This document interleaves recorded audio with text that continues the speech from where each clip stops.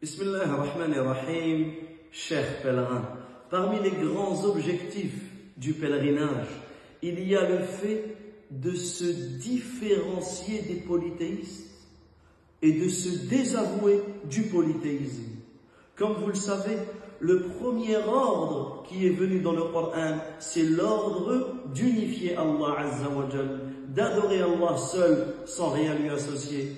Et la première interdiction qui est venue dans le Coran, c'est l'interdiction du shirk, du polythéisme, ce péché qui est la plus grande désobéissance par laquelle les gens ont désobéi à Allah Azza wa Jal sur cette terre. Le shirk est tellement grave, c'est un péché qui est tellement sale que même l'enfer ne peut pas le purifier.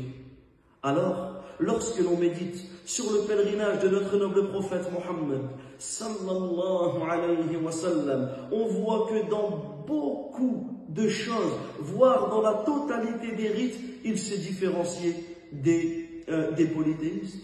Donnons quelques exemples. La talbiya. Lorsque les polythéistes, lorsque les kuffar Quraysh prononçaient la talbiya, ils accomplissaient leur pèlerinage et ils prononçaient la talbiya, ils commettaient du polythéisme à l'intérieur de la talbiya. Ils disaient labbaik Allahumma labbaik, je réponds à ton appel, oh Allah, je réponds à ton appel, je réponds à ton appel et tu n'as pas d'associé. Lorsqu'ils disaient cela, le prophète sallallahu alayhi wa sallam disait Wailakum qad, cela suffit, arrêtez-vous là. Mais non, il rajoutait, qu'est-ce qu'il disait? Sauf un associé que tu possèdes et que tu possèdes ce qu'il possède. Illa sharikan huwa lak tamlikuhu wa ma malak. Également, à Arafat, les kuffar Quraysh, qu'est-ce qu'ils faisaient les polythéistes? Ils partaient, ils quittaient Arafat avant le Maghreb. Qu'est-ce qu'il a fait le prophète sallallahu alayhi wa sallam? Il a quitté Arafat après le Maghreb pour se différencier d'eux.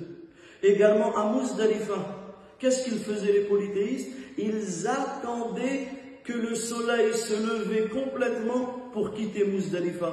Qu'est-ce qu'il a fait notre noble prophète Mohammed sallallahu alayhi wa sallam? Il a attendu simplement que le soleil devienne jaune et il est parti. Il n'a pas attendu que le soleil se lève complètement. Et cela, encore une fois, pour se différencier des polythéistes. Et il y a énormément d'exemples à donner, notamment dans le sermon qu'a donné le prophète sallallahu alayhi wa sallam, où il s'est désavoué du polythéisme de l'époque de l'ignorance, ainsi que des péchés qu'il commettait, comme l'usure, al-riba.